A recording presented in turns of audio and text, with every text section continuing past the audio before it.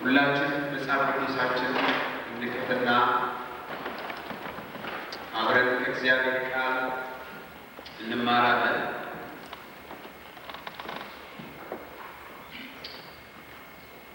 ሃሌሉያ።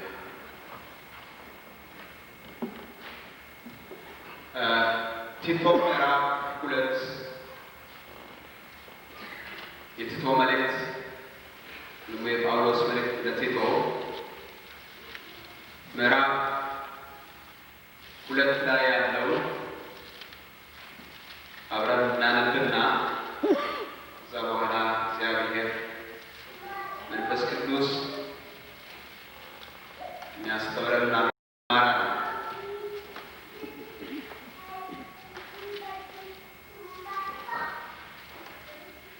በፊታችን ባሉ ተከታታይ 4 ሳምንታት እግዚአብሔር በመንፈሴ ውስጥ ያስቀመጠውን ደግሞ በልቤ ውስጥ ያስቀመጠውን እንዳካፍላችሁ በልቤ ላይ ትልቅ ሸክምና ለእናንተም ለእኔም የሚጠቅመኝ ቃል ስለ እግዚአብሔር ጸጋ እናገራለሁ። እግዚአብሔር የተመሰገነ ይሁን።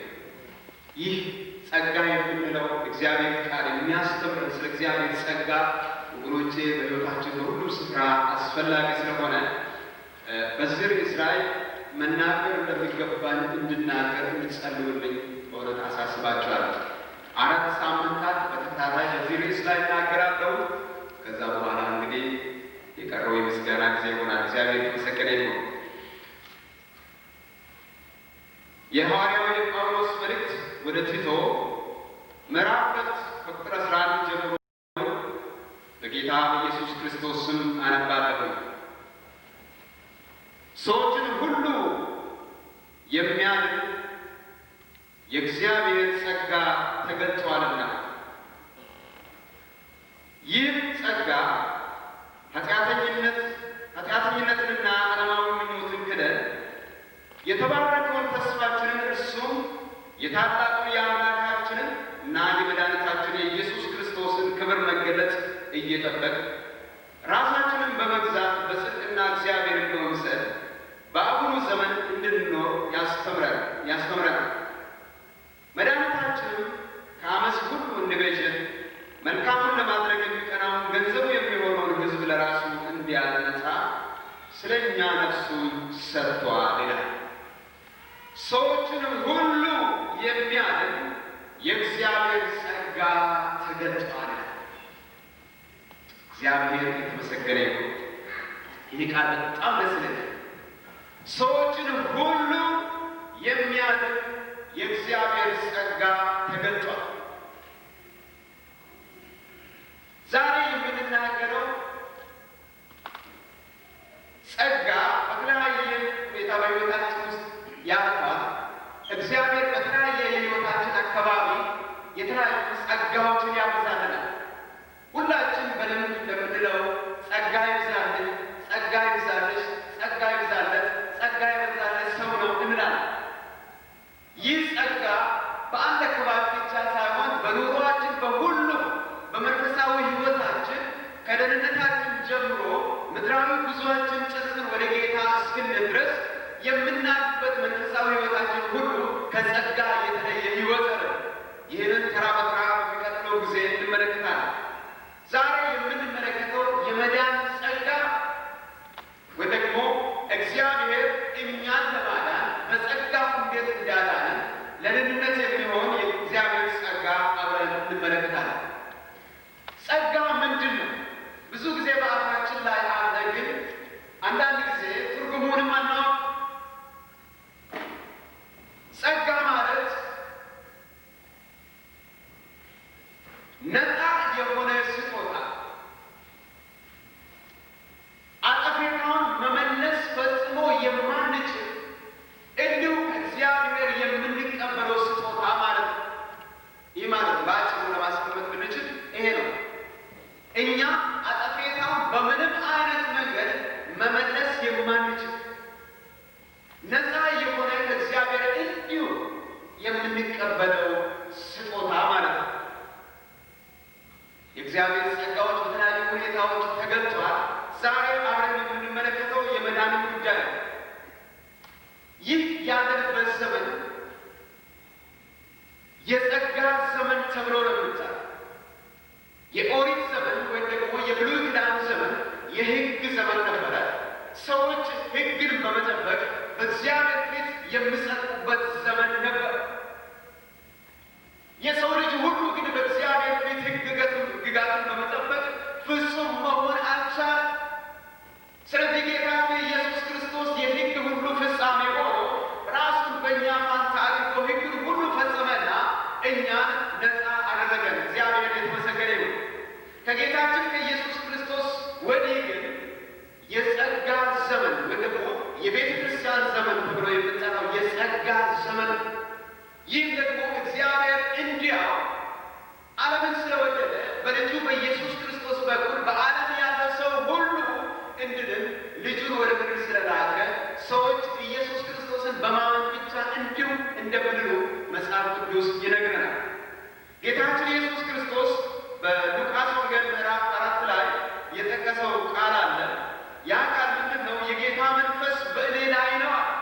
በኢሳይያስ 61 ላይ የተጠቀሰውን ጠቀሰና የትንቢት ቃል ጠቅሶ ምን አለ? የጌታ መንፈስ በእኔ ላይ ነው፣ ለድሆችም ወንጌል እሰብክ ዘንድ ቀብቶኛል። ቁጥር 19 ላይ ለታሰሩትም መፈታት፣ ለዕውሮችም ማየት እሰብክ ዘንድ፣ የተጠቁትንም ነፃ አውጣ ዘንድ፣ የተወደደችውንም የጌታን ዓመት እሰብክ ዘንድ ልኮኛል። እግዚአብሔር የተመሰገነ ይሁን። የመጣበት ጉዳይ ለዚህ ለታሰሩትን መፍታት፣ የተጠቁትን ነፃ ማድረግ፣ ለዕውሮች ማየትን፣ በጨለማ ላሉት ተገለጥ ብሎ ወደ ብርሃን ማውጣትን፣ ከሁሉም ደግሞ የተወደደችውን የጌታን ዓመት እሰብክ ዘንድ የእግዚአብሔርን የጸጋ ዘመን እግዚአብሔር ሰው ሊያድን የወደደበትን እንዲሁ ሊያድን የወደደበትን ያንን የምስራች ልናገር መጣሁ ብሎ ይናገር። ስለዚህ ጸጋ በምንልበት ይህ ያለንበት ዘመን የጸጋ ዘመን ነው። ይህ የጸጋ ዘመን አቅቶ የፍርድ ዘመን የሚመጣበት ጊዜ አለ ማለት ነው። ስለዚህ የጸጋ ዘመን የምንዘጋበት ጊዜ አለ። ጌታችን ኢየሱስ ክርስቶስ ተመልሶ ከመጣ በኋላ የጸጋ ዘመን አይደለም። ሰዎች አሁን በነፃ ሊድኑ ይችላሉ። ሰዎች ወደ እግዚአብሔር ሊሮጡ ይችላሉ። በአሁኑ ጊዜ የመዳን እነሆ ዛሬ ይላል እግዚአብሔር ቃል። ምናልባት በእግዚአብሔር ጉባኤ መካከል ብዙ ጊዜ የተመላለሳችሁ የእግዚአብሔርን ቃል ብዙ ጊዜ የሰማችሁ የእግዚአብሔርን ቃል በአእምሯችሁ የማታውቁ ነገር ግን ወደ ልባችሁ ጠልቆ ያልገባ እኔ የምለው ነገር የምታውቁ ነገር ግን ወደ ሕይወታችሁ ውስጥ ያላስገባችሁ ወገኖቼ ዛሬ እግዚአብሔር ለእናንተ እድል የምሰጥበት የጸጋ ዘመን ቢኖር ዛሬ ነው። ነገ የሚሆነው ነገር አታውቁምና፣ ስለዚህ በዚህ በጸጋ ዘመን ወደ እግዚአብሔር እንድትሸሹ ያስፈልጋል። ጸጋ ቅድም እንዳልኳችሁ ሰው ዋጋ መክፈል የማይችል መልሶ መስጠት የማይችል በነፃ ሊያገኝ የሚችል ነገር እንደሆነ ተመልክተናል። እግዚአብሔር እኛን መፍጠሩ ብቻ ሳይሆን ወገኖቼ እኛ ለማዳን ያደረገው ጥረት ልጁን ኢየሱስ ክርስቶስን ወደዚህ ምድር መላኩ የቱን ያህል ለሰው ልጅ ላይ እግዚአብሔር ዓላማ እንዳለው የሚያመለክት እኛን መልሶ መዋጀት የራሱ ማድረግ ነው። አንድ ጊዜ የሰማሁት ታሪክ አለ። አንድ ሰው አንዲት በጣም ቆንጆ የሆነችን ጀልባ ይሰራል እና ያንን ጀልባ ለብዙ ጊዜ ከተጠቀመ በኋላ አንድ ጊዜ ሌባ ይሰርቅበታል። እንደዛ አይነት ጀልባ ሰርተው አቁምና መልሶ ያችን ጀልባ ብዙ ቦታ ፈልጓል።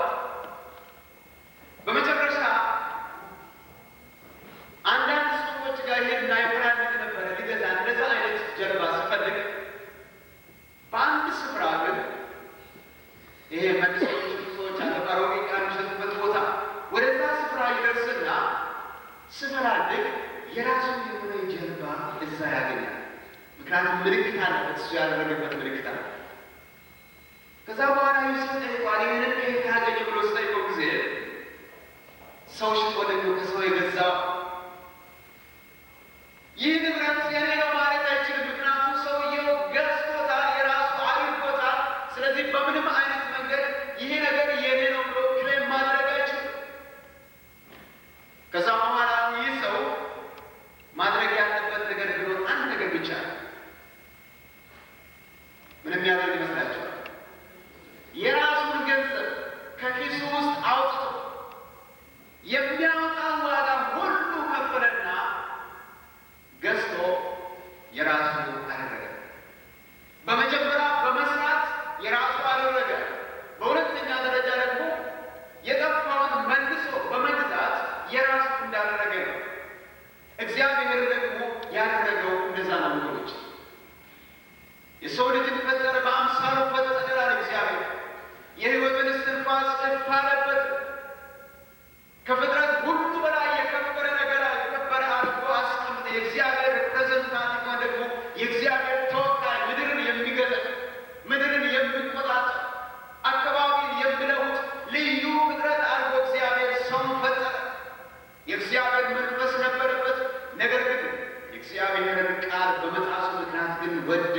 ከእግዚአብሔር የተለየና የተረገመ ሆነ። ነገር ግን አሁንም እግዚአብሔር ወገኖች በሰዎች ላይ ልዩ ዓላማ ስላለው የጠፋውን ይመልስ ዘንድ እግዚአብሔር በተለያዩ አይነት መንገዶች ወደ ምድር እንደመጣ መጽሐፍ ቅዱስ ይናገራል። እግዚአብሔር በጥንት ዘመን በአንድም በሌላ መንገድ በአባቶቻችን ተናገረ፣ አልሆነም። ነገር ግን በመጨረሻ እግዚአብሔር ግን ሰማይና ምድርን በፈጠረበት በልጁ በኢየሱስ ክርስቶስ በዚህ በመጨረሻ ዘመን ተናገረ ብሎ ይናገራል። ስለዚህ እግዚአብሔር ልጁን ኢየሱስ ክርስቶስን ወደ ምድር ላከና ኃጢአተኛ ሰው የማይገባውን ክብር አገኘ፣ የማይገባውን ስጦታ ተቀበለ። ይህ ስጦታ ወገኖቼ ዝም ብሎ ተራ ስጦታ አይደለም፣ የሕይወት ስጦታ ነው። እግዚአብሔር የተመሰገነ ይሁን። እኔ የሕይወት ስጦታን ተቀብያለሁ ከጌታ በውስጥ ክብር ለጌታ ይሁን። የሕይወት ስጦታ ነው ወገኖች፣ ተራ ስጦታ አይደለም። ወርቅ አይደለም፣ ብር አይደለም፣ አልማዝ አይደለም፣ ወይም ደግሞ ሌላ ነገር አይደለም። ይህ ስጦታ የምንለው ነፃ ስጦታ የምንለው ኢየሱስ ክርስቶስ በመስቀል ላይ ሞተ፣ ሕይወቱንም አሳልፎ ሰጠ ይላል። ስለዚህ እዚህ የተቀመጣችሁ የወንጌልን ቃል የሚሰማ ሁሉ በዓለም ዙሪያ ያለው ሕዝብ ሁሉ ኢየሱስ ክርስቶስ ሕይወቱን ሰጥቶ አዳነ። እግዚአብሔር የተመሰገነ። ስለዚህ በአንቺ ላይ የተከፈለው የሕይወት ስጦታ በአንተ ላይ እግዚአብሔር ያደረገው ስጦታ የሰጠ ስጦታ አንተ ከምትጠፋ ከምትሞት ኢየሱስ ክርስቶስ ሞተ። እግዚአብሔር ቃል ስናገር ነፍሱን ለወዳጆቹ ከመስጠት ከዚህ የበለጠ ፍቅር ለማንም የለውም ብሎ ይናገራል። ስለዚህ እግዚአብሔር ስጦታ ሰጠን በምንልበት ጊዜ፣ እግዚአብሔር በጸጋው አዳነን በምንልበት ጊዜ የሕይወት ስጦታ ነው። ሰው ወርቅ ቢሰጣችሁ ወገኖች መልሳችሁ ሌላ ጊዜ መስጠት ትችላላችሁ። በፊታችን ባለው በሁለት ወር ገደብ ውስጥ በዓለም ገጽ ያለ ሰው ሁሉ ስጦታ የምንለዋወጥበት ጊዜ ይመጣል። በተለይ እዚህ ሀገር የክርስመስ ስጦታ አንዱ ለአንዱ ጌታን የማወቁ ሰዎች በተለያየ ሃይማኖት ውስጥ ያሉ ሰዎች እንኳን ሳይቀሩ ስጦታ ይለዋወጣሉ። ምን ማለት ነው? አመጣጡ ግን እግዚአብሔር ስጦታን ስለሰጠን እኛም ደግሞ እርስ በርሳችን ስጦታን በመስጠት የእግዚአብሔር ፍቅር እርስ በርሳችን እንግለጽ የሚል ሀሳብ ነው ወገኖቼ። አዎ ባለፈው ዓመት አንድ ሰው ወርቅ ቢሰጥ በዚህ ዓመት ልትሰጠው ትችላለህ። ወርቅ ለሰጠ ሰው ወርቅ መመለስ ባትችል ብር መመለስ ትችላለህ። ጨርቅ ለሰጠ ሰው ካርድ መስጠት ትችላለህ። ስጦታን በስጦታ መመለስ ይቻላል። ነገር ግን ሕይወትን ለሰጠ ሰው ሕይወትን ግን መልሰ መስጠት አትችልም። ሕይወትን መልሰ ከሰጠ የለም በዛ ቦታ። እግዚአብሔር ያደረገው ግን ወገኖቼ ይሄ ነው፣ ጸጋ የሚለው ቃል ዮሐንስ ወንጌል ምዕራፍ 1:14 ላይ ሲናገር ቃልም ሥጋ ሆነ ጸጋንና እውነትን ተሞልቶ በእኛ አደረ። ቃል እግዚአብሔር ልጁ ኢየሱስ ክርስቶስ ሥጋ ሆነ። መሆን የማይገባው ነገር ነው። ሥጋ መሆን አይገባው፣ እርሱ አምላክ ነው። ነገር ግን ሥጋ ለበሰ ይላል። ጸጋን ደግሞ ተሞልቶ በመካከላችን አደረ፣ እንደኛ ሆነ፣ በመካከላችን ተመላለሰ ይላል ዮሐንስ መሰከረ። የአንድ ምስክር የነበረ ሰው እኛ የምንከተለው እኛ የምናመልከው ስለ እሱ የምናወራለት በወሬ ብቻ የማናውቀው በሕይወታችንም የምናውቀው ኢየሱስ ክርስቶስ ወገኖቼ ምስክሮች ነበሩት። እግዚአብሔር ይመስገን። ልክ እኔና እናንተ በዚህ ዘመን እንደምንኖር እግዚአብሔር በሕይወታችን የሚያደርገው ነገር እንደምናይና እንደምንገነዘብ ለሌሎች እንደምንመሰክር በዚያን ጊዜ በሥጋ የተመላለሰ እግዚአብሔር ልጅ በዓይናቸው ያለ ሲወጣ ሲገባ ሲያገለግል ታምራትና ድንቅ ሲያደርግ ከዛም አልፎ ደግሞ በመስቀል ላይ ሲሞት ያን ምስክሮች ነበሩ። የትንሣኤው ምስክሮች ነበሩ። ወደ ሰማያትን ሲያድግ ደግሞ ደመናን ከዓይናቸው ሰውራ ስትቀበል ምስክሮች ነበሩ። በዚያን ጊዜ ምስክር የነበረ ዮሐንስ ጸጋን ተሞልቶ በመካከላችን አደረ። እግዚአብሔር ከዙፋኑ ተመቶ ወደ ምድር መጣና በጸጋው ያለናል። ጸጋን የተሞላ ኢየሱስ ክርስቶስን ወደ ምድር በመካከላችን ላከ ይላል። እግዚአብሔር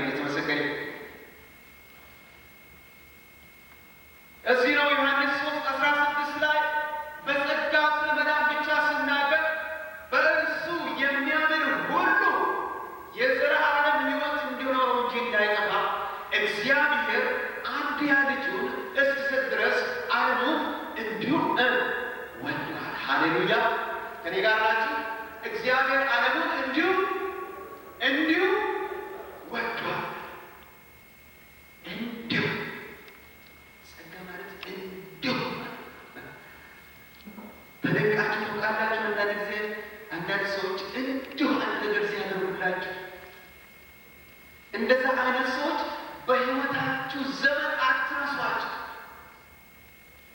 አድርጋችሁለት ያደረገላችሁን ሰው ስላደረጋችሁለት አጥቤታውን መልሷል።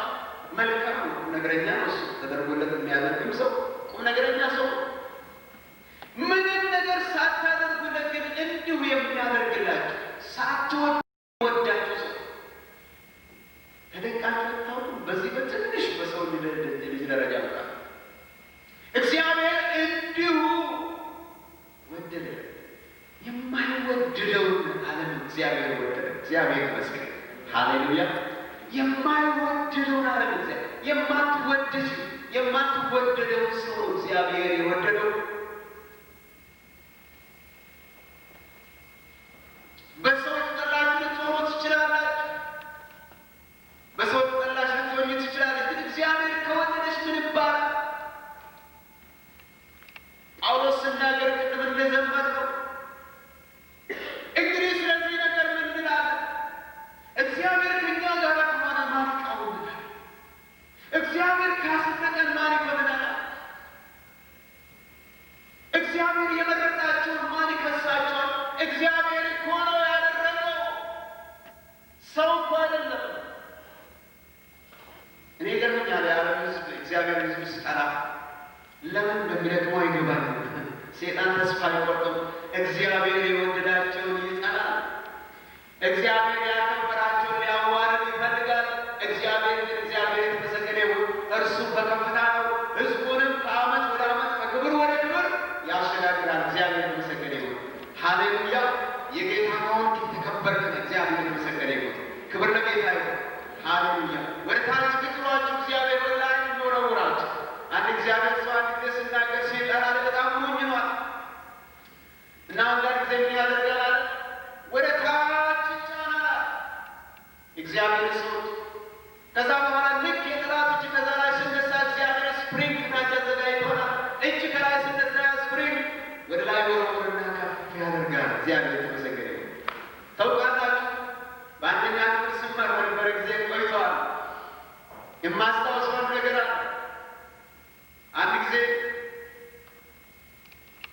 ቀበሮ አሞራን ያዘና ተጫወተበት እና አሞራን እንደወነገር ለመነችው ቀበሮ፣ እባክህ ቀበሮ ሆይ እባክህ ወደ ሰማይ አትወርውረኝ፣ እባክህ ወደ ገደል ወርውረኝ፣ እባክህ ወደ ላይ ወረወርከኝ ጥሩ አይደለም ለእኔ፣ ወደ ታች ብትወረውረኝ ለምን አላለችው። ከዛ በኋላ ቀበሮ ተርፍልሻል አለ ወደ ላይ ከዛ በኋላ ጌስ ሞራም ተደረገች። ቀበሮ እንደዛ ነው ወገኖች። ዓለም ስትላችሁ እኛ ወደ ከፍታ ነው የሚወስደን። እግዚአብሔር የተመሰገነ ወደ እግዚአብሔር የሚያስጠጋ እግዚአብሔር ወደ ዓለምን ወደ የማይወድ ነው። አስቡ። አንድ ለምሳሌ ብላችሁ ስታስቡ በዓለም ላይ በአሁኑ ጊዜ ስንት ጥፋት የሚያስከትሉ ሰዎች አሉ። እንደ ክርስቲያን ቁጭ ብላችሁ ቲቪን ስትመለከቱ፣ ዜና ስትከታተሉ ምንድን ነው የሚሰማችሁ? እግዚአብሔር ስለእነዚህ ሰዎች ምን ሀሳብ አለው?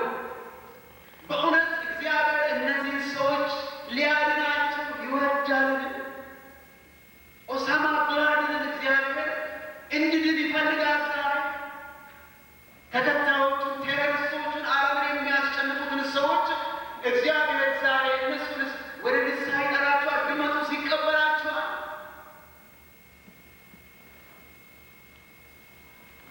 እግዚአብሔር ዓለምን ወደደ ብሎ ሲናገር እንዲህ አይነቱን ሕዝብ ነው የወደደ። እግዚአብሔር የተመሰገነ ይሁን። እግዚአብሔር ፍቅር አምላክ ስለሆነ ዓለምን ባይወድ ኖሮ ወገኖቼ እኔና እናንተ ዛሬ እዚህ ተቀምጠን የምንፈርድ ሰዎች መዳን አንችልም ነበር። አንድ ወቅት እኛ እንዲሁ አይነት አጥፊዎች ነበር። ከእግዚአብሔር የተረገመ ጥፋት የምናስብ፣ የእግዚአብሔር ነገር የማይገባን አእምሯችን የተዳፈነበት፣ የእግዚአብሔር ነገር የሚከተሉትን ሰዎች የምናንቋሽሽ ሰዎች ነበር። እግዚአብሔር ግን በምሕረቱ ባለጠጋ ስለሆነ እግዚአብሔር የተመሰገነ ይሁን እኔና እናንተን አድኖናል። ጌታ የተባረከ ይሁን።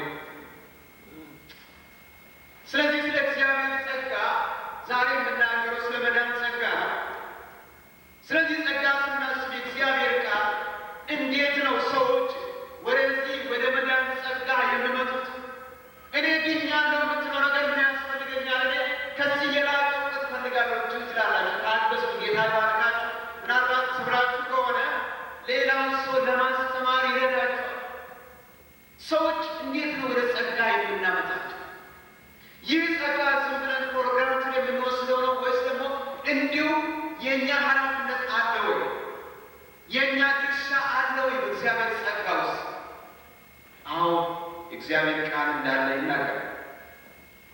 የመጀመሪያ የምንመለከተው ይህ ጸጋ ለሁሉም ሰው መሆኑን እንድንገነዘብ ያስፈልጋል።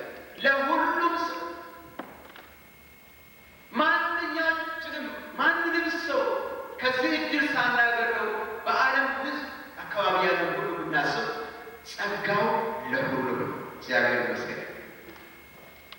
ቅድም ያነበብነው ክፍል እንደዛ ነው። ሰዎችን ሁሉ የሚያድን የእግዚአብሔር ጸጋ ተሰጥቷል። ሰዎችን ሁሉ የሚያድን ለምን ሁሉ? ለምንድን ነው ሁሉ ብሎ የምናገር? ሮሜ 8 ላይ ሮሜ ምዕራፍ 3 ላይ ቅርታ ከቁጥር 11 ጀምረን ስናነበው ይህ ሁሉ የምለው የሚያጠቃልልበት ምክንያት ለዚህ ነው። ምን ይላል ጳውሎስ? ከመዝሙረ ዳዊት ነው ጠቅሶ በክፍሉ ቁጥር 11 ላይ ጻድቅ የለም አንድ ስንኳ፣ አስተዋይ የለም፣ እግዚአብሔርን የሚፈራ የለም፣ ሁሉም ተሳስተዋል፣ በአንድነትም የማይጠቅሙ ሆነዋል። ቸርነትን የሚያደርግ የለም፣ አንድ ስንኳ የለም። ጉሮሯቸው እንደተከፈተ መቃብር ነው፣ በመላሳቸው ሸንግለዋል። የእባብ መርዝ በከንፈሮቻቸው በታች አለ። አፋቸው እርግማንና መራራነትን ሞልቶበታል። እግሮቻቸው ደም ለማፍሰስ ፈጣኖች ናቸው። ጥፋትና ጉስቁልና በመንገዳቸው ይገኛል። የሰላምን መንገድ አያውቁም። በዓይኖቻቸው ፊትም እግዚአብሔር መፍራት የለም። ሰው ሁሉ ደህንነት ያስፈለገበት ምክንያት ወደ ቁጥር 22 እንምጣና እንዲህ ይላል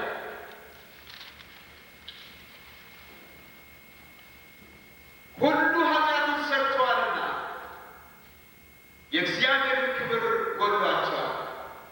በኢየሱስ ክርስቶስ በሆነው ቤዛነት በኩል እንዲያው በጸጋው ይጸድቃል። እግዚአብሔር ይመስገን። ቅድም ያየነው ያነበብነው ክፍል ሁሉም ኃጢአትን ሰርተዋል፣ ጻድቅ የለም፣ ደግ ነገር የሚያደርግ የለም፣ ሁሉም ተሳስቷል፣ በአንድነትም የማይጠቅሙ ሆኗል። ከእግዚአብሔር ርቋል፣ እግዚአብሔር መፍራት በዓይናቸው ፊት የለም። ሰው ሁሉ ስቷል፣ ሰው ሁሉ ተሳስቷል፣ ሰው ሁሉ ከእግዚአብሔር ተለይቷል። ስለዚህ ሰው የምንድንበትን መንገድ እግዚአብሔር እንዳመጣው ደግሞ ይናገራል። ቁጥር 22 እና 3 ላይ እንዳነበብነው ሁሉም ኃጢአትን ሰርቷልና የእግዚአብሔር ክብር ጎድሎባቸዋል። ወይም ደግሞ በሌላ ቃል አተርጓጎ ምንድን ነው? የእግዚአብሔር ክብር ጎድሎባቸዋል የሚለው ወደ እግዚአብሔር ከመድረስ አንሷል። ወደ እግዚአብሔር የሚደርሱበት ድልድይ በእግዚአብሔርና በሰው መካከል ያለው ተቋርጧል። ስለዚህ ሰው ወደ እግዚአብሔር መድረስ አልቻለም ብሎ ይናገራል። ነገር ግን በኢየሱስ ክርስቶስ በተደረገው ቤዛነት በኩል ሁሉም እንዲያው በምን በጸጋው ይጸድቃል። በጸጋው ይጸድቃል። በመንፈሳዊ ሕይወታችን በዕለታዊ ጉዞአችን ወገኖች አንድ ቁጥር ባለፈው 2 ሳምንት እንደተነጋገረ የምናመሰግንበት ነገር ቢኖር ትልቁ ነገር እግዚአብሔር በጸጋው እንዲሁ ስላጸደቀን። ሃሌሉያ አሜን ትላላችሁ? እግዚአብሔር እንዲሁ ስላጸደቀን ምንም ነገር ሳናደርግ እግዚአብሔር እንዲሁ ስላጸደቀን። የሃይማኖት ስርዓት የለም፣ የገዛ ጽድቃችን የለም፣ በገንዘብ ያልሆነ በምንም አይነት ስነ ስርዓት ያልሆነ በኢየሱስ ክርስቶስ በቀራንዮ ሞት ብቻ እንዲሁ ወደ እኛ የመጣ የእግዚአብሔር ጽድቅ በመቀበላችን እግዚአብሔር ይህንን ሕይወት እንድናውቅ ዓይኖቻችን ተከፍቶ ይህንን እንድናይ ስላደረገ እግዚአብሔር ሊመሰገን ይገባል። ሃሌሉያ ሊመሰገን ይገባል። ስለዚህ ስትነሱ ወገኖች እግዚአብሔር ሆይ ስላዳንከኝ፣ ልጅ ስላደረገኝ፣ እንዲሁ ስላሰብከኝ አመሰግናለሁ። መዳን በማንም በሌላ መንገድ የለም፣ በተሰጠን ስም ነው።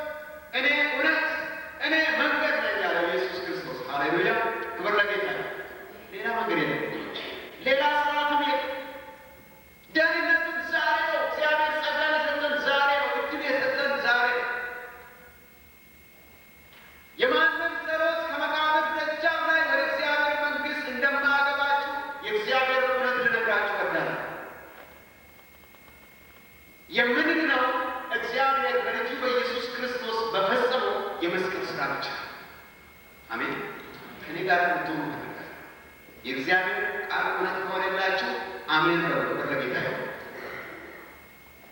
እንዲሁ ሁሉ ይድኑ ዘንድ ሮሜ 6:23 ላይ የኃጢአት ዋጋ ወይ ደግሞ የኃጢአት ደሞዝ ሞት ነው። የእግዚአብሔር የጸጋ ስጦታ ግን በኢየሱስ ክርስቶስ በኩል የዘላለም ሕይወት በክርስቶስ ኢየሱስ በጌታችን የዘላለም ሕይወት። ኃጢአት ሞትን አመጣ። ስለዚህ ኃጢአት ያመጣው ሞት ጥሩ ስራ ሕይወትን ማምጣት ታላላቅ ሃይማኖተኞች ጋር ተሰብስበው ጸሎት ቢያደርጉ ሕይወትን አይሰጥም። የሰማይ ወፎችን ብንቀልብ የምድር አራዊቶችን ብናላጭ መስዋዕት ወደ ራሳችን እንኳን ለእግዚአብሔር ይሰዋለሁ። በዚህ ምክንያት እግዚአብሔር ያንኛል ሊቃጠል ብንል እግዚአብሔር የኃጢአተኛን መስዋዕት አይቀበልም። ምክንያቱም ኃጢአት እግዚአብሔር በጽያፍ ሰው። ስለዚህ ሌላ መንገድ የለም፣ ሌላ መንገድ የለም።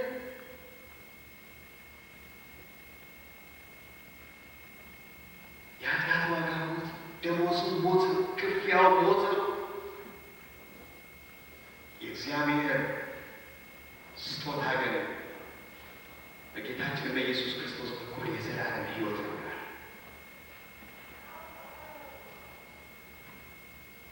ሁሉም ኃጢአትን ስለሰራው ሁሉም ይድን ዘንድ የእግዚአብሔር ፍቅር የእግዚአብሔር ትዕግስት በዛ ነው ተገለጸ። ሁለተኛ ጴጥሮስ ምዕራፍ 3:4 ላይ ሁሉ ወደ ንስሐ እንዲደርሱ ይላል እንጂ ማንም እንዳይጠፋ ወዶ ስለ እናንተ ይታገሳል። ስለዚህ የእግዚአብሔር ጸጋ ለሁሉ ከሆነ እዚህ ከተቀመጣችሁት መካከል እግዚአብሔር ጸጋውን የሚያጎድበት ሰው የለም። አሜን። እግዚአብሔር ዓለምን ሁሉ ከወደደ እኔን ይወደኛል። አንዳንድ ሰዎች ራሳቸውን ይጎድናሉ። እግዚአብሔር እኮ እንደኔ አይነት ኃጢአተኛ እኔ ብዙ ጊዜ ያጋጠሙ ሰዎች አሉ። ስለ እግዚአብሔር ነገር እየነገርኳቸው፣ ስለ ጌታ ፍቅር እየነገርኳቸው አብረን ቁጭ ብለን ስንጫወት እንባቸውን ያፈሰሱ ሰዎች አይቻልም። እስከ ዛሬ ድረስ ትዝ የሚሉኝ እንባዎች አሉ አይኔ ላይ የፈሰሱ አብረን ቁጭ ብለን እጅ ላይ ተያይዘን ስንጫወት ሳዝናናቸው እኔን እኮ እግዚአብሔር እንደኔ አይነት ኃጢአተኛ ይቅር አይልም። እኔ እኮ ኃጢአተኛ ነው፣ እግዚአብሔር እኔን አይቀበልም የሚሉ ሰዎች አሉ። አንዳንዶቹ የደም ሰዎች ናቸው።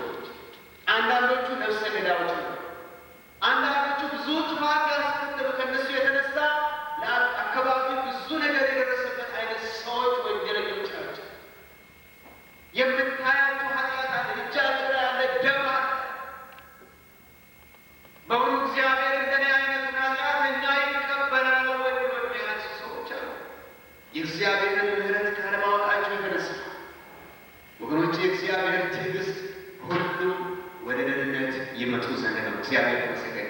ምናልባት እዚህ መካከል ኃጢአታችሁን እያሰባችሁ እግዚአብሔር ይቅረኛል ወይ የምትሉ ወገኖች ካላችሁ እግዚአብሔር ይቅር ይላችኋል። ክብር ለጌታ ይሁን። የእግዚአብሔር ጸጋ እናንተን አይጎድባችሁ። ስለዚህ የመጀመሪያ ነገር ጸጋው ለሁሉ እንደሆነ እናውቅ። ጸጋው ጎረቤታችን ላሉ ለሚያስጨንቁ ወይ ደግሞ ለምጠሉ ለማይወዱ ሰዎችም ጭምር ነው። ጸጋው እኛም አንቀበላቸው ምናልባት እኛ መኖራችን የምጠሉ የሚያሳድዱ ቢኖሩ እነዛ ነው።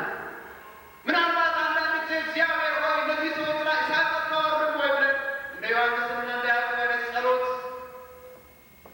የምንጸልይባቸው ሰዎች ቢኖሩ ለእነሱ ሁሉ የእግዚአብሔር ጸጋ እግዚአብሔርን የሚያደርገው ወገኖቼ ይሄ ነው። እግዚአብሔር ተመሰገነ።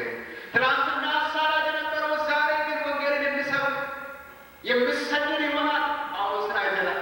በደማስቆ መንገድ ክርስቲያኖችን ሊያሳድ እንዲያጠፋ ሊገል ስሮት የእግዚአብሔር ብርሃን ከላይ በበራበት ጊዜ ከወደቀ በኋላ ጌታ ሆይ ምን አደርግ ትወዳለህ ብሎ እግዚአብሔርን ከጠየቀው በኋላ እግዚአብሔር መንገድን አሳየው። ዳነ፣ ጌታን ተቀበለ። የሚቀጥሉት ሳምንታቶች ይህ ኢየሱስ፣ ይህ ክርስቶስ፣ ይህ የእግዚአብሔር ልጅ ነው እያለ በየቦታ ሰበከ። እግዚአብሔር የተመሰገነ ይሁን። ሰዎች እስኪገረሙ ድረስ ይህ ስሙን የሚጠሩትን ሊያጠፋ ፈቃድ ያለው ሰው አይደለም ወይ ብለው እስኪጠራጠሩ ድረስ፣ ለስለላ በመካከላችን የመጣ እስኪሉ ድረስ ወገኖች የእግዚአብሔር ጸጋ እኛ ይለወጣል ብለን የማንጠብቃቸው ሰዎች ይለውጣል። ጌታን ልዩ የሚያደርገው እሱ ነው። ሃሌሉያ! ክብር ለጌታ ይሁን። ጸጋ ለሁሉ። ሁለተኛ ሰዎች ወደዚህ ጸጋ መድረስ የሚችሉበት መንገድ በእምነት ኤፌሶን ምዕራፍ 2 ላይ ጸጋው በእምነት አድኗቸዋል። ጸጋው በእምነት አድኗቸዋል። ሰዎችን ሁሉ የሚያድን የእግዚአብሔር ጸጋ ተገልጧል። ማዕዱ ተዘጋጅቷል። ዝግጅቱ ተከናውኗል። የጎደለ ነገር የለም። ሰዎች ግን ያምኑ ዘንድ ያስፈልጋል። ስለዚህ ነው መዳናችን በእርሱ ይሆን፣ በእምነት ይሆን። በእርሱ የሚያምን ሁሉ የዘላለም ሕይወት እንዲኖረው ብለን ቅድም እንዲሁ ብለናል። ነገር ግን በእርሱ የሚያምኑ ብሎ ይናል። ይህ እንዲሁ የተዘጋጀው ስጦታ ልንቀበል የምንችለው በማመን በእምነት፣ ጸጋው በእምነት አግኟቸዋል ብሎ የምናገር እንዴት እንደማስረዳ አንድ ምሳሌ ወስዶ ደስ ይለኛል። እንበልና በላይነሽ በጣም ቆንጆ እራት አዘጋጅታ እራት አዘጋጅቻለሁ እቤቴ ኑና ብሉ፣ እቤቴም ደግሞ አድራሻ እንዲህ አይነት ቦታ ነው ብላ ብትነግረን ወደዚህ እራት መሄድ የምንችለው እንዴት ነው? የመጀመሪያ ነገር እኛ በላይነሽን ማመን አለ የምትለው ነገር እውነት መሆኑ ስናምን ነው ከቤታችን እርምጃ መውሰድ የምንችለው። አያችሁ፣ እምነት ማለት የእግዚአብሔር እውነት ማመን፣ እግዚአብሔር የተናገረን እግዚአብሔር በቃሉ እውነተኛ እንደሆነ ስናምን የእግዚአብሔር ቃል እንደምናገረው እምነት ከመስማት ነው፣ መስማትም ከእግዚአብሔር ቃል ነው። ወይም ደግሞ እምነት በሰው ውስጥ የምንፈጠረው የእግዚአብሔር ቃል ከመስማት የተነሳ ነው። ስለዚህ ሰው እንኳን ስናምነው ወደሉት ካላመኑ አለ ስናምነው ወደዛ ወደተዘጋጀ እራት እንልና እንበላለን። ተስፋ ተሰጥቶናል። ስለዚህ እርምጃ እንወስዳለን ብለን ያንን በረከት እንወርሳለን ማለት ነው።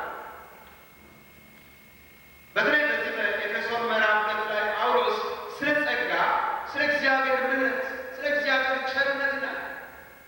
በኃጢአታችሁና በበደላችሁ ሙታን ነበራችሁ፣ በዚህ ዓለም እንዳለው ሰው ሁሉ ኃጢአተኞች ነበራችሁ፣ የልቦናችሁን ፍቃድ እናደርግ ነበር፣ የዲያብሎስን ፍቃድ እንሰራ ነበር፣ እንዲናደርግ ነበር። ነገር ግን እግዚአብሔር በምሕረቱ ባለጠጋ ስለሆነ ከወደደን ከታላቅ ፍቅሩ የተነሳ እግዚአብሔር ወደ እርሱ እንድንመጣ አደረገን፣ በጸጋው አዳነን። ጸጋው ደግሞ በእምነት አድኗቸዋል።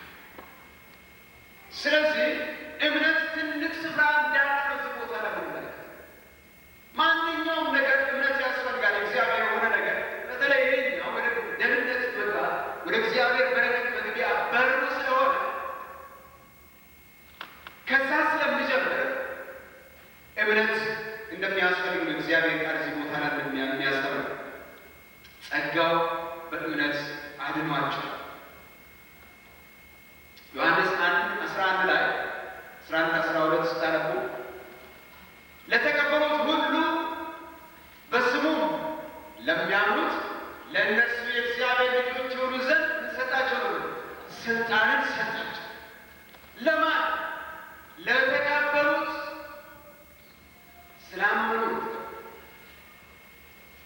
ስላመኑት ወደ ገዛ ወገኖቹ መጣ፣ አልተቀበሉትም። ነገር ግን ለተቀበሉት ሁሉ በስሙ ለሚያምኑት ለእነርሱ የእግዚአብሔር ልጆች የሆኑ ዘንድ ስልጣንን ሰጣቸው። ክርስትና ከሌላ ሃይማኖት የምንለይበት መንገድ እንግዲህ ይሄ ነው። የእግዚአብሔርን በረከት ነው። ከክርስቶስ ጋር ህብረትን ማለት ነው እንጂ ሃይማኖትን መፍጠር ወይ ደግሞ ሃይማኖትን መቀየር። አንዳንድ ሰዎች እኔ ሃይማኖትን አልቀይርም ማንም እስከዛሬ ድረስ ሃይማኖት ይቀየር ብዬ ለማንም ተናግሬ በእነዚህ ዘመናቶች መካከል የአንተ ሃይማኖት ልክ አይደለም እያለ የፈለገ ሃይማኖት ይኖር፣ እኔ የሚያስፈልግ መናገር ያለብን የእግዚአብሔርን እውነት ኢየሱስ ክርስቶስን በመቀበል ህይወት ማግኘት እንደምችል እዛም ጊዜ ይገባዋል። እኔ እንደገባኝ ይህ ኢየሱስ ክርስቶስ ወደ ውስጡ ከገባ በኋላ ህይወቱን ከለወጠ በኋላ ይገባዋል። አሁን አዲስ ሰው ሆንኩኝ ይላል። አሮጌ ነገር ሁሉ አለፈ፣ አሮጌ ምኞቶች ሁሉ ሄዱ። የዲያብሎስ ስራ ስራ ነበር፣ የአጋንንትን ሀሳብ ፈጽም ነበር። ዛሬ ግን አያሰኘኝም፣ ሌላ ነገር ነው የሚያሰኘኝ ይላል። እግዚአብሔር የተመሰገነ ይሁን። ምክንያቱም ጌታን ተቀብሏል፣ ወደ ውስጥ አስገብቷል። የሚያሰኘው አሁን እግዚአብሔር ነገር ብቻ ነው። አንድ ጊዜ አንድ ሰው ቀዶ ጥገና ተደረገለት ነው፣ የልብ ቀዶ ጥገና እና የበግ ልብ ነበር የተቀየረለት እና ብዙ ሰዎች እየመጡ እንዴት ነህ ደህና ነኝ እንዴት ነህ ይሻለኛል ያላቸው። አንድ ደግሞ አለለም አንዳንድ ላቅ ያሉ ሰዎች ላቅ ያለ ጥያቄ ጠይቁ። እንዴት ነው ምን ያሰኛል? አሁን የሚያስፈልግ ነገር ምንድን ነው? ሳር ነው የሚያሰኘኝ። በውስጡ ያለው ልቡ ምንድን ነው? የበግ ልብ ነው። ስለዚህ በግ የሚበላው ሳር ነው። ስለዚህ ሳር ነው የሚያሰኘው ሰውየው። አያችሁ፣ የእግዚአብሔር ነገር በውስጣችሁ ሲገባ፣ የጌታ ነገር በውስጣችሁ ሲገባ የሚያሰኛችሁ የእግዚአብሔር ነገር ብቻ ነው።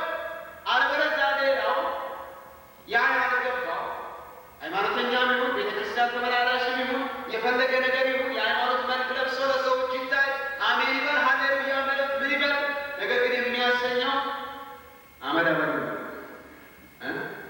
ጫካ ለጫካ ጨለማ ለጨለማ የማይረባ ስፍራ መቆም የማይገባ ስፍራ ያስቆመዋል። ምክንያቱም በውስጡ ያለው ድራይቭ ያደርገዋል ወደዛ ስፍራ ወዶ ያደርጋላቸው። ድራይቭ የሚያደርግ ነገር አለ። ማንኛውም ሰው የምነዳው ነገር አለ። ሰውየው ሳልከው ሰውየው ውስጥ ያለው ነገር ይነደዋል ወደ ሌላ መሻት። ለተቀበሉት ሁሉ በስሙ ለሚያምኑ ግን የእግዚአብሔር ልጆች፣ ሃሌሉያ፣ የእግዚአብሔር ልጆች፣ የእግዚአብሔር ልጆች፣ ሃሌሉያ፣ የእግዚአብሔር ልጆች ናቸው። ሃሌሉያ። እስቲ ልጆቻችን አወዛውዙ፣ የእግዚአብሔር ልጆች ሆናል። ክብር ለጌታ ይሁን። ሃሌሉያ። እንዴት ስልጣን ሰጣቸው ይላል። ስልጣን ባለፈው ዓመት ተነጋግረናል። ስልጣን፣ የልጅነት ስልጣን፣ የእግዚአብሔር የልጅነት ስልጣን፣ ወደ እግዚአብሔር ቤት እንድንገባ የእግዚአብሔር ነገር እንድንወርስ ወራሾች እንድንሆን አባ አባት ብለን ወደ እርሱ እንድንጨው ልጅ አባቱ ቤት ስሎ ሁሉ ነገር እንደፈለገ ይኖርበት ፈቃድ ጠይቀው ሁሉ ነገር የሱ በር ከፈትልኛል ወይ ዛሬ እዚህ ማድረግ ይችላል ወይ አይደለም። ምክንያቱም የእሱ ነው። የእግዚአብሔር ነገር ወራሾች ያደርገናል። እግዚአብሔር የተመሰገነ። ጸጋው በእምነት አድናቸዋል። እምነት ወገኖች። ሶስተኛው ይህ ጸጋ መውረስ የምንችለው ወደዛ ወደምና ውስጥ የምንገባው በመታዘዝ። እነዚህ እጅ ለእጅ ተያይዞ የሚሄዱ ናቸው፣ እምነትና መታዘዝ። በመጽሐፍ ቅዱስ ውስጥ ስትመለከቱ የእግዚአብሔር ሰዎች በዚህ በዘመናችን ቤተክርስቲያን ውስጥ ያሉ ታሪኮቻቸው ጻፉላችሁ ስትመለከቱ እምነት ያላቸው ከእምነታቸው ጋር ደግሞ መታዘዝ ያላቸው ሰዎች ናቸው። እምነትና መታዘዝ ተለያዩ አሁን የእግዚአብሔርን ቃል ማመን ማለት እግዚአብሔር ያለን ደግሞ መታዘዝ ማለት እናምናለን። እግዚአብሔር መታዘዝ ካልታከለበት ምንም ነገር ማድረግ እንችላለን። ከዛ መንቀሳቀስ አንችልም። ለዚህ ነው አንዳንድ ጊዜያቸው አንዳንድ ሰዎች እግዚአብሔርን ነገር እግዚአብሔርን እናውቃለን፣ እግዚአብሔርን እናምናለን ይላል። ልዩነቱ ግን እዚህ ላይ ነው። አይታዘዙም። ገብቷቸው አይታዘዙም፣ ግን እግዚአብሔር እንደሚያውቁ ይናገራል። ብዙ ህዝባችን እኮ እግዚአብሔርን አውቃለሁ ባይ እውነት ነው። እግዚአብሔር ቃል በሮሜ 1 ላይ እንደምናገረው ከምታየው ነገር እግዚአብሔርን ማለት ይቻላል። ከምናየው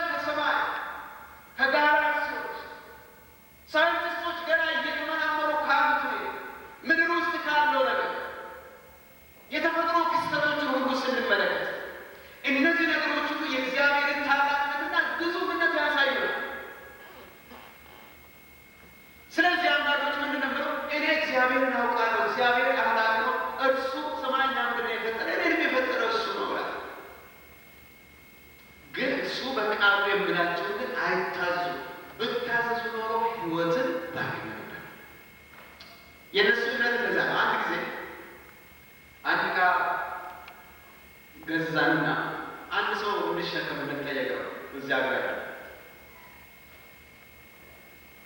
እና ዕቃውን ተሸክሞ ሲሄድ እኔ ጎን ለጎን እሄዳለሁ። ብዙ ጊዜ እግዚአብሔር ቃል ነው ነገራቸው ነው። የኔ ወንድም ክርስቲያን ነው ያለው። አዎ ክርስቲያን ነኝ። ጌታ ኢየሱስን ታውቃለህ ያለው። እንዴ ጌታ ኢየሱስ የእግዚአብሔር ልጅ ከድንግል ማርያም የተወለደ በመስቀል ላይ ስለኛ የሞተ አምላካችን፣ አዳኛችን፣ ፈጣሪያችን አለ መስበክ ጀመረ። እግዚአብሔር ይመስገን አለ። ከዛ በኋላ ማለት ዛሬ ጠዋት አነጋግረሃል ወይ አለ። የታገኘች አለ። አያችሁ አልገባችሁ ነገር ነገ ቤታችሁ ገብታችሁ ስካላችሁ የታገኘች አያችሁ። ለእርሱ ክርስቶስ አይገኝም። ለእርሱ ክርስቶስ ግዑዝ ነው። ለእርሱ ክርስቶስ ማለት ሀሳብ ነው። ፐርሶናሊቲ የሌለው የማያነጋገር ኢንቲሜት ከእሱ ጋር ኢንቲማሲ የሌለው ግንኙነት የለውም ማለት ከጌታ ጋር ህብረት የለው። አያችሁ የብዙ ሰዎች እምነት እግዚአብሔር እናውቃለን የሚሉ ሰዎች እምነት እንደዛ። ይህ ሰው ግን አዎ እግዚአብሔር እናውቃለሁ ጌታ እናውቃለሁ ካለ በኋላ የሚቀጥለው እርምጃ ብታዝዝ ለዛ ለሰማው ነገር ኢየሱስ ክርስቶስ ጌታ እንደሆነ አምኖ ቢቀበልና በቃል ውስጥ በመታዘዝ መኖር ቢጀምር በህይወቱ የእግዚአብሔር ነገር መታየት ጀምራል እና ያለመታዘዝ እምነት ምንም ነገር ሊያደርግ አይችልም። በዚህ በቲቶ ምዕራፍ 2 ቁጥር 12 እስከ 14 ላይ ይህም ጸጋ ይላል ኃጢአተኝነትንና ዓለማዊ ምኞትን ክደን የተባረከውን ተስፋችን እርሱ የታላቁ የአምላካችንና የመድኃኒታችን ኢየሱስ ክርስቶስን መገለጥ ክብር መገለጥ እየጠበቅ ራሳችንን በመግዛትና በጽድቅ እግዚአብሔርን በምሳል በአሁኑ ዘመን እንድንኖር ያስተምረናል። እንዴት የሚያስደንቅ ቃላት ያመሰብስ ይህም ጸጋ በእምነት የተቀበልነው ዓለማዊ ምኞትን ክደን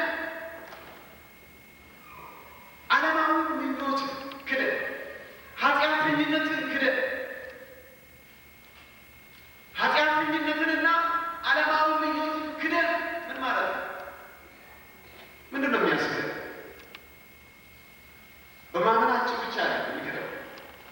ነገር ግን በመታዘዛችን እግዚአብሔር በቃሉ እንዲህ ብሎ እግዚአብሔር የሕይወት አቅጣጫ እንዲህ ነው ብሎ አሳይቶኛል። እግዚአብሔር ወደ አሳየን እገሰግሳለሁ የሚል ሰው ያንን የነበረበትን ይክዳል።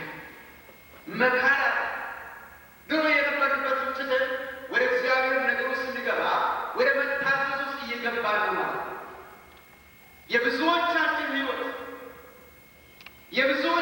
ሕይወት ወደ እድገት ደረጃ ያልደረሰበት ምክንያት ወገኖች እምነት ስላጣ ነበር። ነገር ግን እግዚአብሔር በቃሉ ምክንያት ስለማንታዘዝ በዚህ ሰዓት እግዚአብሔር በሙላት በኃይል በእኛ መገልገል ሲገባ የእግዚአብሔር ክብር በሕይወታችን ሙሉ በሙሉ መገለጽ ሲገባው ያልተገለጸበት ምክንያት እግዚአብሔርን አንታዘዝ። ካለመታዘዛችን የተነሳ እግዚአብሔር በእኛ ሊሰራ የሚወደው ነገር ወገኖቼ ከመስራት ወደ ኋላ ይላል። ስለዚህ ጥቂት የምንታዘዝን ሰዎች እግዚአብሔር ይፈልጋል። በመጽሐፍ ቅዱሳችን ውስጥ በመታዘዛቸው ወገኖቼ አካባቢያቸውን የለወጡ የሰዎችን ሕይወት ያተረፉ የራሳቸውን ሕይወት ያተረፉ እምነት ያላቸው ነገር ግን የታዘዙ ሰዎች እንመለከታቸው። የመጀመሪያው ሰው የምንመለከተው ኖህ ስትመለከቱ እግዚአብሔር ላይ እምነት ያለው ሰው ነው። እግዚአብሔር ኖህ በእግዚአብሔር ፊት ሞገስን አገኘ ይላል። በብሉይ ኪዳን ሞገስ የሚለው ጋር ከአዲስ ኪዳን ጸጋ ጋር የሚመ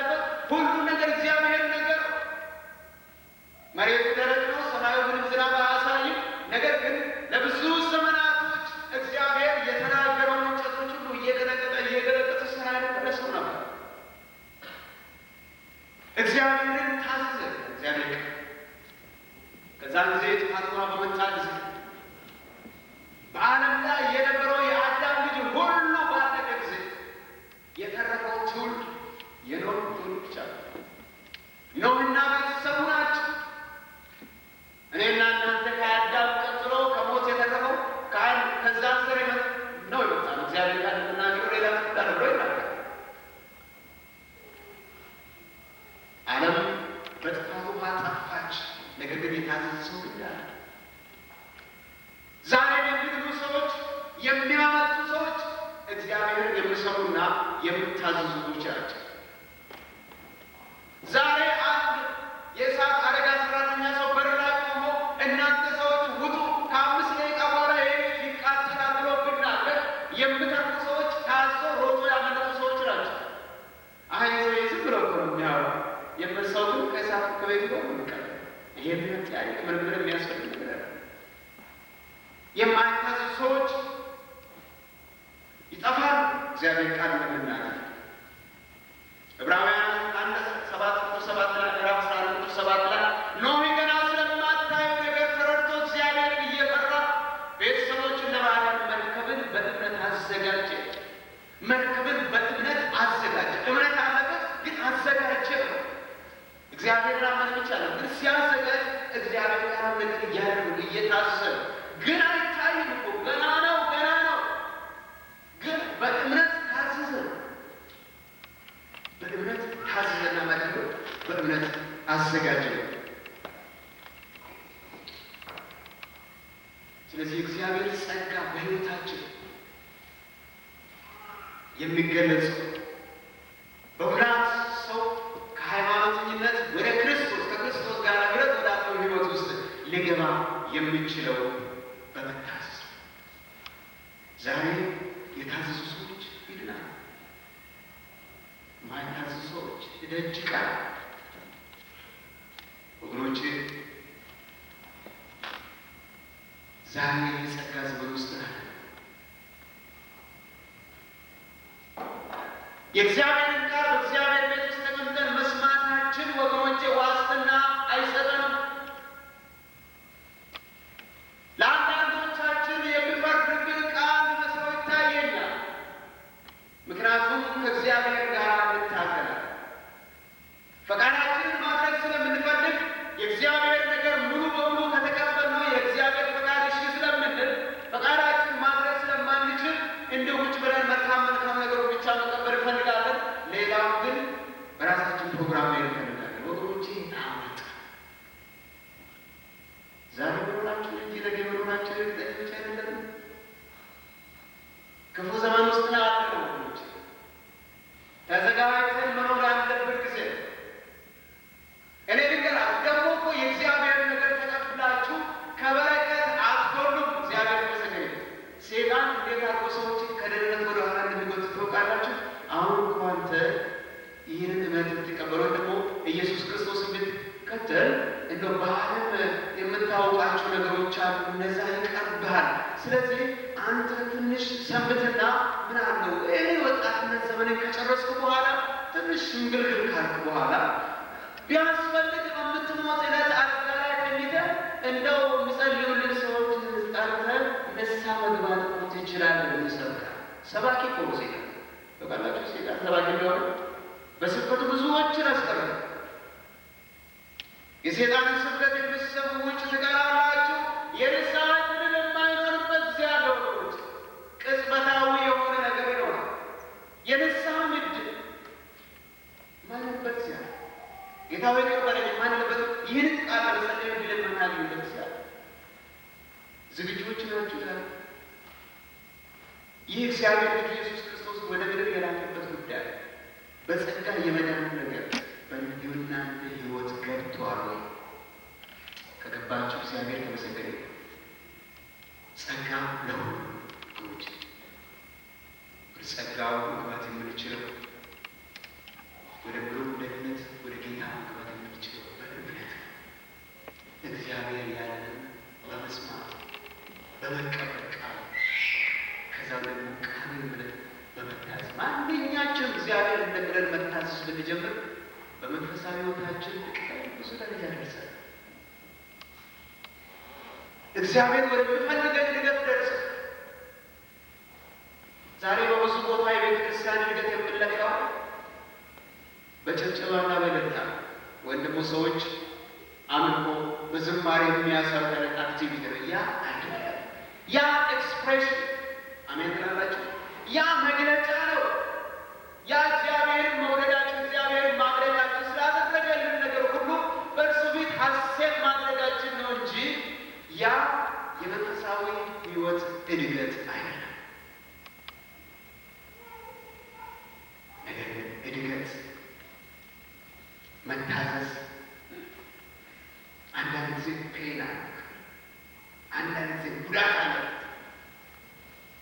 እግዚአብሔር ሆይ ይሄ ይከብደኛል፣ ይሄ እኔን አልችልም፣ ከአቅሜ በላይ ነው በምንለው ነገር ውስጥ እግዚአብሔር አንዳንድ ጊዜ እንድንራመድ ይፈልጋል።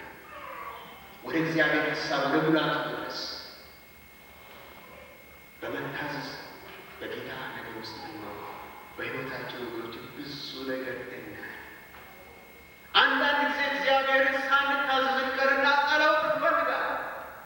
በመሰረቱ እግዚአብሔርን ሳንታዘዝ ቀርተን ማንም መጥቶ እጁን ብጭንላቸው የቱን ያህል ታላላቅ ጸጋ ያለው ሰው እጁን ብጭንባችሁ አይሰራም። ምክንያቱም እግዚአብሔር የሚፈልገው እንድንታዘዝ። አሜን። እግዚአብሔር የሚፈልገው እንድንታዘዝ። ነቢዩ ዮናስ ነቢዩ ኤርምያስን ጠርቶ ና ጸልይልኝ፣ እግዚአብሔር ለነገረው ሂድ ብሎኛል፣ ነገር ግን እኔ ወደዛ መሄድ አልፈለጉም፣ ጸጋ እንድበዛልኝ ጸልይልኝ። ኤርምያስ መጥቶ ቢጸልይለት አይሰራም። ዮናስ ካለበት ተነስቶ እግዚአብሔር ወዳለው ስፍራ መሄድ አለበት። በዚያም ጊዜ እግዚአብሔር ድንቅ ስራ በሕይወቱ ማየት ይጀምራል። ወገኖች በመታዘዝ ብንመላለስ እኛው ራሳችን ያለማንም ሰው እርዳታ ከእግዚአብሔር የሆነ ነገር እናያለን። ክብር ለጌታ፣ ክብር ለጌታ። ሃሌሉያ። ሁላችን ስተንስተን ቆማል። ሃሌሉያ። ወንድማችን ሙዚቃ እየተጫወተ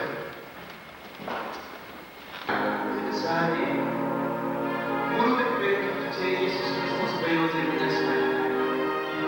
ይህን ኢየሱስ ክርስቶስን ከዛሬ ጀምሬ ተከተለው ላመልከው ላገለግላለሁ በሙሉ ልቤ እፈቅዳለሁ የምትሉ ወገኖች ካላችሁ ባላችሁ በኩራችሁ እጃችሁን ከፍ አድርጋችሁ ሰውና ለተሰሚያለ ሕይወትን ትቀበላላችሁ። በረከት ሰላምን ነው ወደ ሕይወታችሁ የምታስገቡት ወገኖች። የሚጎድባችሁ ነገር ከኃጢአት በስተቀር ከሰይጣን ሥራ በስተቀር የሚጎድባችሁ ደስታና በረከት የለም። እግዚአብሔር በረከት ትወርሳላችሁ። የዘላለም ሕይወት ደግሞ ትወርሳላችሁ። አላችሁ እኔ ወስናለሁ ዛሬ ጸልዩ የምትሉ እጃችሁ ከፍ አድርጋችሁ ሰሪታ ጸልያለሁ። ሌሎች አላችሁ